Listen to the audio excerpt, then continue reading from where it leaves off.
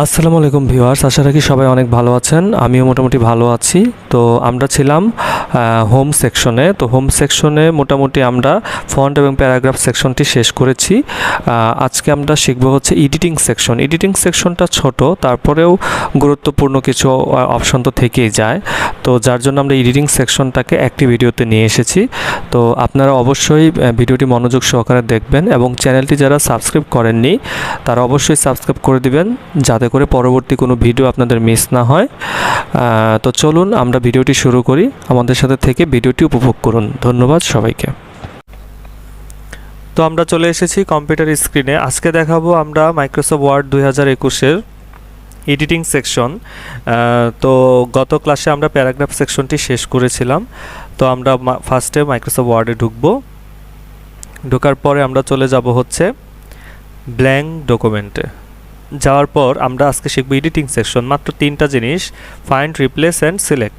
তো আমি এই জায়গায় মনে করেন লিখব the quick brown fox jumps over the lazy dog. তো যেহেতু এই কথাটা আমার সেভ অবস্থায় আছে, তো আমি এটা পেস্ট করে দিলাম। দেখাচ্ছি দি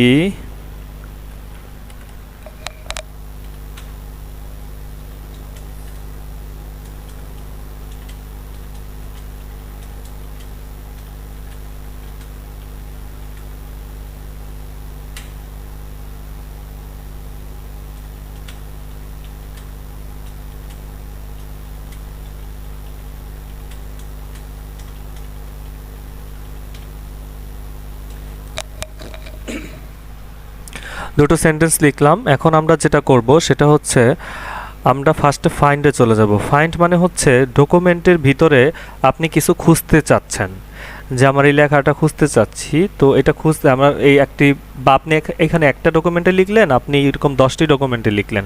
লেখার পরে আপনি একটা নির্দিষ্ট ওয়ার্ড খুঁজতে চাচ্ছেন যে এটা কোন ডকুমেন্টে আছে, কারণ ওইভাবে দেখলে তো সম্ভব না। তো সেই ক্ষেত্রে আপনি ফাইন্ডে ক্লিক করবেন। ফাইন্ডে ক্লিক করলে দেখেন এখানে নেভিগেশন বার আসছে। তো এই জায়গায় আপনি সার্চ করবেন, তবে ডকুমেন্টের ভিতরে হতে হবে। তো মনে করেন আপনি কান্ট্রি কথাটা সার্চ করলেন, কান্ট্রি।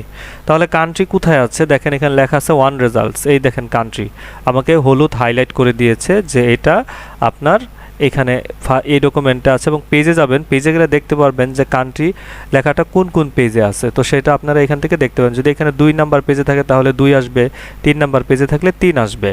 তো মূলত এটাই হচ্ছে আপনার ফাইন্ড।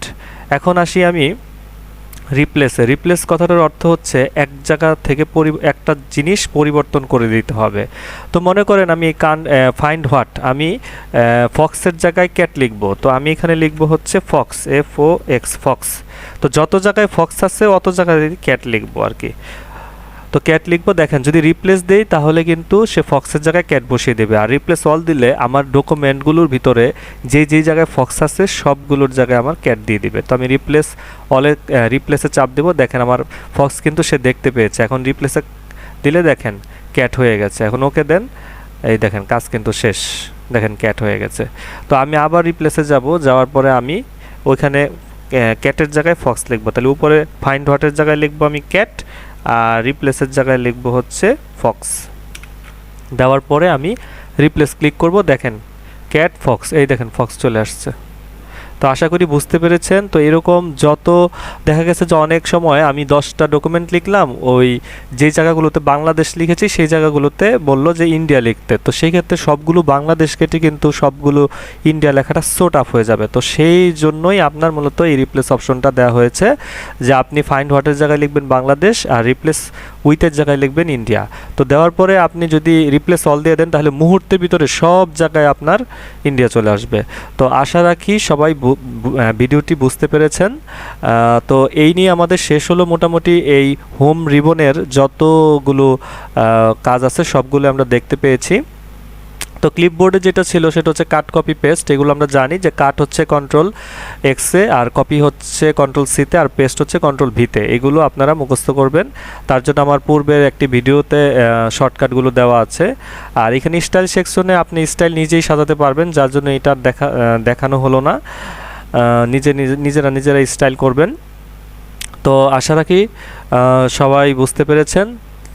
দেখা হবে পরবর্তী অন্য একটি ভিডিওতে। ধন্যবাদ সবাইকে।